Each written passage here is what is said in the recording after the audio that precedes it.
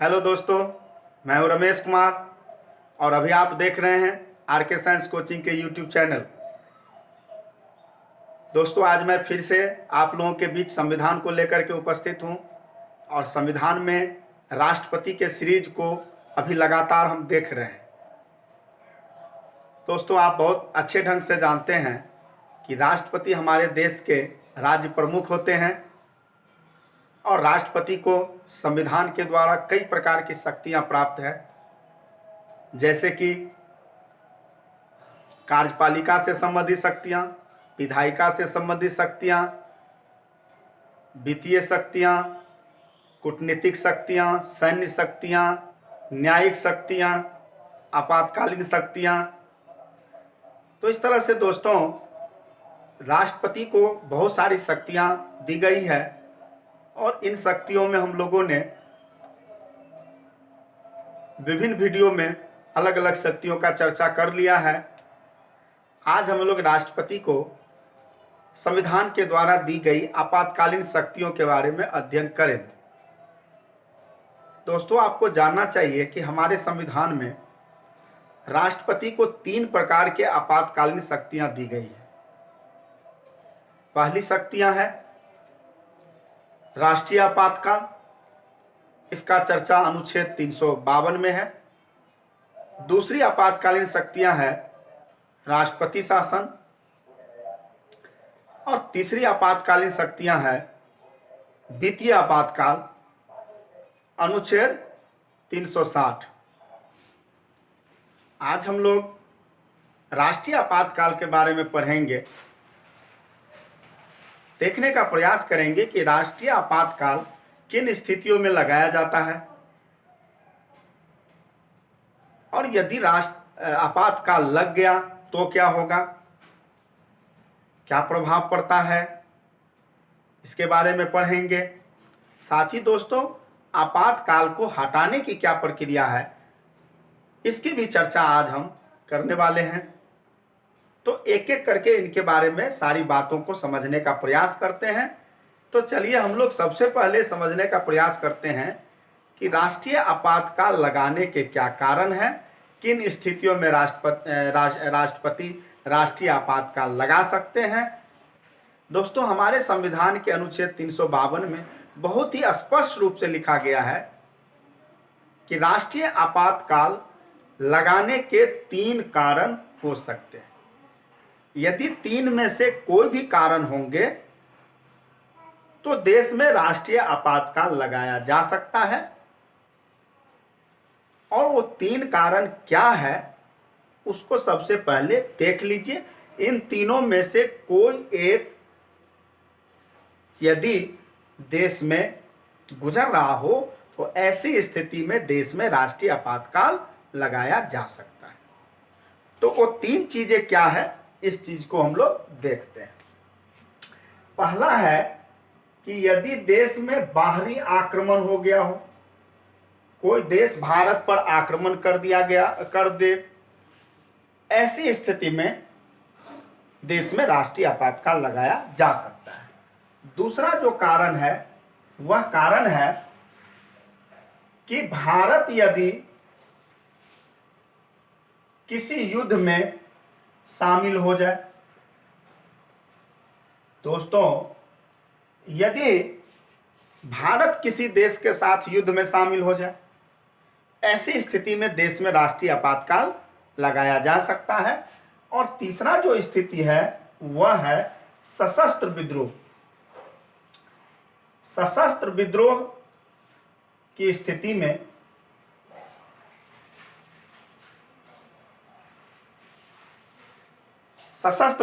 स्थिति में राष्ट्रीय आपातकाल लगाया जा सकता है। यदि भारत के किसी क्षेत्र में किसी समुदाय के लोग हथियार के साथ विद्रोह कर रहे हैं, हथियार के साथ विद्रोह करने पर उतारू हो गए हैं, तो ऐसी स्थिति में देश में राष्ट्रीय आपातकाल लगाया जा सकता है। अभी तक हमारे देश में 3 बार राष्ट्रीय आपातकाल लगाया जा चुका है और वो 3 बार कब कब राष्ट्रीय आपातकाल लगाया जा चुका है इसका भी जानकारी आपको बहुत अच्छे ढंग से होना चाहिए। तो दोस्तों सबसे पहली बार जो राष्ट्रीय आपातकाल लगाया गया था वो लगाया गया था 1962 ईस्वी में। और 1962 ईस्वी में इसलिए लगाया गया था कि चीन भारत पर आक्रमण कर दिया था, यानी कि भारत और चीन के बीच युद्ध चल रहा था। भारत चीन के बीच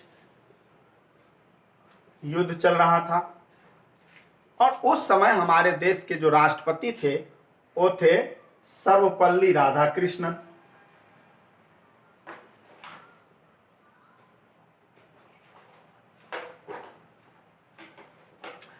दूसरी बार दोस्तों देश में राष्ट्रीय आपातकाल जो लगाया गया था वो लगाया गया था 1971 ईस्वी में। और 1971 ईस्वी में जो है वो राष्ट्रीय आपातकाल जो लगा था वो क्यों लगा था? क्योंकि पाकिस्तान भारत पर आक्रमण कर दिया था, यानी पाक भारत युद्ध चल रहा था। और उस समय जो है हमारे देश के राष्ट्रपति थे बीबी गिरी। और आंतरिक असंतोष का हवाला देते हुए तीसरी बार 1975 ईस्वी में राष्ट्रीय आपातकाल लगाया था। उस समय हमारे देश की प्रधानमंत्री इंदिरा गांधी थी और उस समय हमारे देश के जो राष्ट्रपति थे वे थे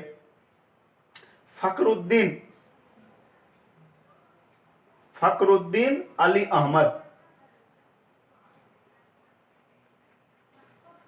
उस समय राष्ट्रपति थे फखरुद्दीन अली अहमद साहब कि 25 जून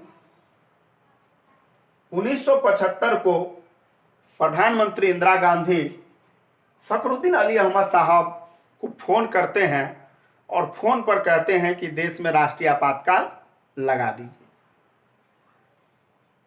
अब ऐसी स्थिति में राष्ट्रपति फखरुद्दीन अली अहमद साहब फोन के द्वारा दी गई सूचना को मंत्रिमंडल की फैसला समझकर देश में राष्ट्रीय आपातकाल लगा दिया। और ऐसा माना जाता है कि उस समय राष्ट्रीय आपातकाल का बहुत ही दुरुपयोग हुआ। दोस्तों यहां पर एक बात आप और कह सकते हैं कि देश में जब 3 बार राष्ट्रीय आपातकाल लगाया गया और तीनों बार राष्ट्रीय आपातकाल लगाने के कारण स्पष्ट हैं। पहली बार चीन भारत पर आक्रमण कर दिया था, इसलिए राष्ट्रीय आपातकाल लगाया गया। दूसरी बार पाकिस्तान और भारत के बीच युद्ध चल रहा था, इसीलिए राष्ट्रीय आपातकाल लगाया गया।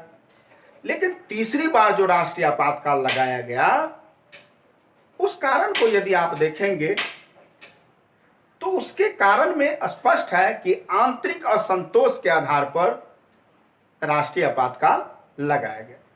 तो आप कह सकते हैं कि राष्ट्रीय आपातकाल लगाने के जो 3 कारण हैं, बाहरी आक्रमण,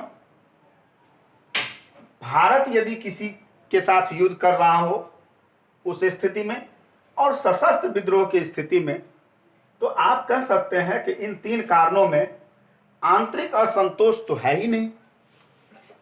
बिल्कुल एक्चुअली ऐसा है दोस्तों कि हमारा जो मूल संविधान था, हमारे मूल संविधान में आंतरिक असंतोष ही लिखा गया था। 44वां संविधान संशोधन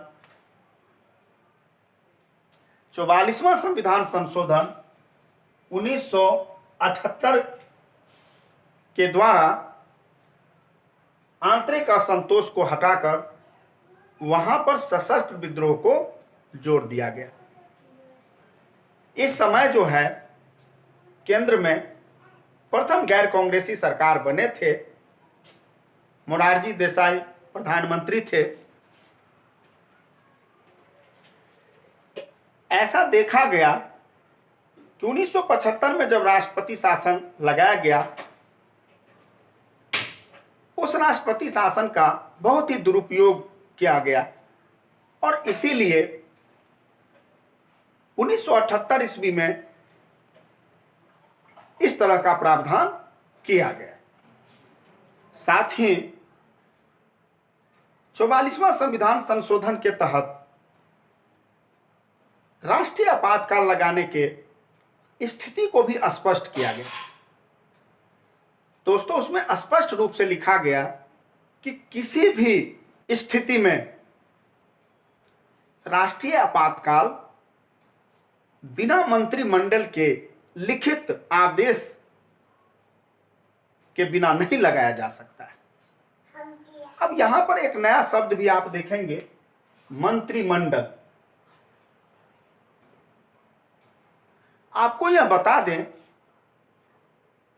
कि पूरे संविधान में सिर्फ अनुच्छेद 352 ही एक ऐसा अनुच्छेद है जिसमें मंत्रिमंडल शब्द का चर्चा किया गया है। और सिर्फ चर्चा ही नहीं किया गया बल्कि मंत्रिमंडल को परिभाषित भी किया गया है। दोस्तों, आपको समझना चाहिए कि मंत्री 3 तरह के होते हैं: कैबिनेट मंत्री, राज्य मंत्री और स्वतंत्र प्रभार मंत्री। कैबिनेट के मंत्री को, जिसमें सिर्फ कैबिनेट के मंत्री हो, उसी को मंत्रिमंडल कहा जाता है। तो मंत्रिमंडल के लिखित आश्वासन पर ही, लिखित आदेश पर ही देश में राष्ट्रीय आपातकाल लगाया जा सकता है। इसका स्पष्ट वर्णन हमारे संविधान के अनुच्छेद 352 में है। यदि राष्ट्रपति शासन लग जाता है तो आपको समझना चाहिए कि वह राष्ट्रपति शासन जो है वो 1 महीने तक रह सकता है। यदि चाहते हैं कि राष्ट्रपति शासन को 1 महीना से और अधिक बढ़ाया जाए तो संसद से पारित करवाना पड़ता है। और जब संसद पारित कर दे तो एक बार जब संसद पारित कर देती है तो अधिकतम 6 महीने तक वह आपातकाल लगा रहता है। यहां पर बहुत अच्छा से समझना चाहिए कि राष्ट्रपति जब राष्ट्रीय आपातकाल की घोषणा कर देते हैं तो बिना संसद से पारित कराए सिर्फ 1 महीने तक राष्ट्रीय आपातकाल लगा रह सकता है। और यदि राष्ट्रीय आपातकाल को इससे अधिक बढ़ाना चाहते हैं तो इससे अधिक बढ़ाने के लिए संसद से पारित करवाना जरूरी होता है। यदि संसद 1 महीने के अंदर पारित नहीं करते हैं तो 1 महीने के बाद स्वतः ही राष्ट्रीय आपातकाल समाप्त माना जाता है। और यदि एक बार संसद पारित कर दिए तो वह राष्ट्रीय आपातकाल 6 महीने तक लगा रहता है। आप यह क्वेश्चन कर सकते हैं कि राष्ट्रीय आपातकाल अधिकतम कितने दिनों तक लगा रह सकता है। तो दोस्तों, इसका जवाब है कि राष्ट्रीय आपातकाल अनंत दिनों तक लगा रह सकता है। लेकिन शर्त यही है कि प्रत्येक 6 महीने पर संसद से उसे पारित कराना पड़ेगा। यदि संसद प्रत्येक 6 महीने पर उसको पारित कर देती है तो ऐसी स्थिति में राष्ट्रीय आपातकाल अनंत दिनों तक लगा रह सकता है। और यदि 6 महीने के बाद राष्ट्रीय आपातकाल को संसद पारित नहीं करती है तो ऐसी स्थिति में राष्ट्रीय आपातकाल 6 महीने के बाद स्वतः ही समाप्त मान लिया जाता है। अब मान लीजिए कि राष्ट्रीय आपातकाल देश में लग चुका है, तो ऐसी स्थिति में क्या हो सकता है, क्या प्रभावित होगा? इस चीज को समझने के लिए आपको हमारे संविधान के 3 अनुच्छेदों को जानना होगा। और 3 अनुच्छेद, कौन कौन सा अनुच्छेद है उसको देखते हैं। अनुच्छेद 358, अनुच्छेद 359, अनुच्छेद 250। ये जो 3 अनुच्छेद है, ये तीनों अनुच्छेद प्रभावित होता है। इस तीनों अनुच्छेद को हम लोग बारी बारी से समझने का प्रयास करते हैं। अनुच्छेद 359 बताता है कि जब देश में राष्ट्रीय आपातकाल लग जाए तो राष्ट्रीय आपातकाल लग जाने से भारत के नागरिकों को मिलने वाला मौलिक अधिकार प्रभावित होते हैं। और दोस्तों, अनुच्छेद 20 और अनुच्छेद 21 को छोड़कर अन्य सभी प्रकार के अनुच्छेदों से भारत के नागरिक को मिलने वाले मौलिक अधिकार प्रभावित हो सकते हैं। और नागरिकों के कौन कौन से मौलिक अधिकार प्रभावित होंगे, कौन कौन से मौलिक अधिकार निलंबित होंगे, इसके बारे में राष्ट्रपति को अलग से प्रावधान करना पड़ता है। ऐसा नहीं है कि एक ही आदेश से राष्ट्रीय आपातकाल भी लगता है और एक ही उसी आदेश से मौलिक अधिकार भी निलंबित होते हैं। ऐसा नहीं होता है। कौन कौन से मौलिक अधिकार को निलंबित करना है, इसके बारे में राष्ट्रपति अलग से घोषणा करते हैं, अलग से उसका प्रावधान करते हैं। लेकिन किसी भी हाल में अनुच्छेद 20 और 21 के द्वारा मिलने वाली मौलिक अधिकार निलंबित नहीं होते और सभी प्रकार के मौलिक अधिकार को निलंबित किया जा सकता है। लेकिन दोस्तों, अनुच्छेद 358 के तहत बताया गया है कि राष्ट्रीय आपातकाल की स्थिति में अनुच्छेद 19 के द्वारा जो मौलिक अधिकार प्राप्त होते हैं, वो मौलिक अधिकार स्वतः ही समाप्त हो जाएंगे। इसके लिए किसी भी प्रकार की अलग से प्रावधान करने की जरूरत नहीं है। लेकिन इसमें भी लेकिन है। क्या लेकिन है? यदि राष्ट्रीय आपातकाल सशस्त्र विद्रोह के आधार पर लगा हो तो ऐसी स्थिति में अनुच्छेद 19 में 6 प्रकार की स्वतंत्रता जो दी गई है, वह स्वतंत्रता निलंबित नहीं होगी। यह प्रावधान भी 44वां संविधान संशोधन 1978 के द्वारा किया गया है। इसके बाद देखिए दोस्तों, अनुच्छेद 250 यह बताता है कि यदि देश में राष्ट्रीय आपातकाल लग जाता है तो ऐसी स्थिति में राज्य सूची में जो विषय है जिस पर कानून बनाने का अधिकार राज्य सरकार को होता है, उस पर भी कानून बनाने का अधिकार केंद्र सरकार को मिल जाता है। और ऐसी स्थिति में जब तक राष्ट्रीय आपातकाल लगा रहता है, तब तक राज्य सूची में दी गई विषयों पर भी कानून केंद्र सरकार बना सकती है। तो इस तरह से राष्ट्रीय आपातकाल के स्थिति में मौलिक अधिकार से लेकर राज्य सूची भी प्रभावित होती है। अब आप यहां पर एक प्रश्न पूछ सकते हैं कि क्या राष्ट्रीय आपातकाल संपूर्ण देश में ही लग सकता है या किसी पार्टिकुलर क्षेत्र में इसे लगाया जा सकता है? तो दोस्तों, इसका जवाब है कि किसी पार्टिकुलर क्षेत्र में भी राष्ट्रीय आपातकाल लगाया जा सकता है। इसका भी प्रावधान हमारे संविधान के अनुच्छेद 352 में स्पष्ट रूप से किया गया है। अब दोस्तों, हम लोग बात कर लेते हैं कि राष्ट्रीय आपातकाल हटाने के कौन कौन से तरीके हैं। तो सबसे पहली बात तो यह आपको समझना चाहिए कि जब राष्ट्रपति राष्ट्रीय आपातकाल की घोषणा कर देते हैं तो वह राष्ट्रीय आपातकाल सिर्फ 1 महीने तक के लिए लगता है। और यदि 1 महीने के अंदर उस राष्ट्रीय आपातकाल का संसद के द्वारा पारित नहीं किया जाता है तो ऐसी स्थिति में 1 महीने के बाद स्वतः ही राष्ट्रीय आपातकाल समाप्त हो जाते हैं। दूसरी बात, यदि राष्ट्रपति राष्ट्रीय आपातकाल की घोषणा कर देते हैं और 1 महीने के अंदर संसद के द्वारा पारित भी कर दिया जाता है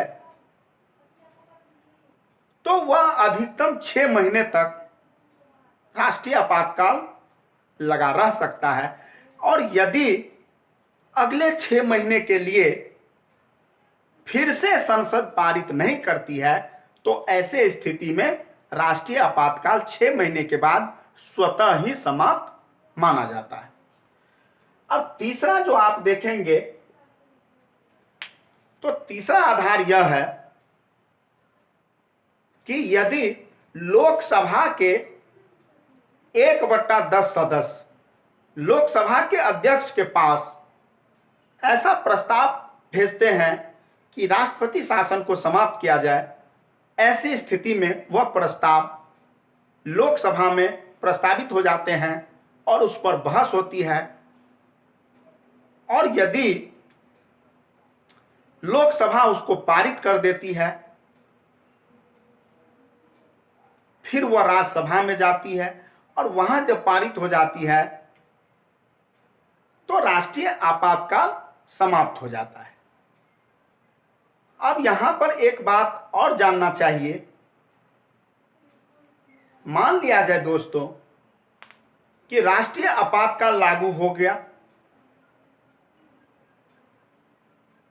और 1 महीने के अंदर संसद से पारित भी हो गया तो 6 महीने के लिए लागू हो गया और अगले 6 महीने के लिए फिर से लगाना है, लेकिन बीच में ही लोकसभा भंग हो गया तो क्या फिर अगले 6 महीने तक के लिए फिर से राष्ट्रीय आपातकाल लगाया जा सकता है? तो दोस्तों इसका जवाब है बिल्कुल लगाया जा सकता है। लेकिन कैसे? आपको जानना चाहिए कि लोकसभा तो अस्थायी सदन है, यह भंग हो सकता है, लेकिन राज्यसभा अस्थायी सदन है, यह कभी भंग नहीं होता है। ऐसी स्थिति में सिर्फ राज्यसभा से पारित कराकर अगले 6 महीने तक के लिए राष्ट्रीय आपातकाल लगाया जा सकता है। तो इस तरह से दोस्तों आज हम लोगों ने राष्ट्रीय आपातकाल के बारे में पढ़ा। राष्ट्रीय आपातकाल किस स्थिति में लगाया जा सकता है, यदि राष्ट्रीय आपातकाल लग जाता है तो क्या होगा, क्या क्या प्रभावित होते हैं और राष्ट्रीय आपातकाल को हटाने के क्या तरीके हैं। यहाँ पर राष्ट्रीय आपातकाल के हटाने के एक और तरीके आपको बताया जाना चाहिए। देखिएगा जरा सा, राष्ट्रीय आपातकाल कभी भी राष्ट्रपति की घोषणा से समाप्त हो सकता है। मान लीजिए कि एक बार 1 महीने के लिए लगाया गया, फिर संसद से पारित करा के उसको 6 महीने के लिए कर दिया गया, तो क्या 6 महीने से पहले वो समाप्त नहीं होगा? बिल्कुल होगा।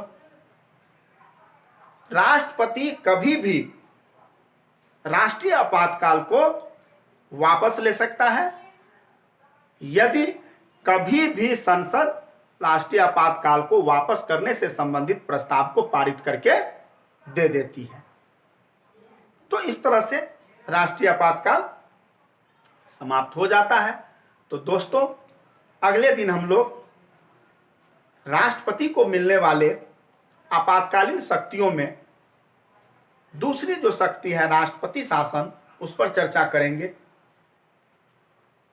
हमारे साथ वीडियो को पूरा देखने के लिए बहुत बहुत धन्यवाद।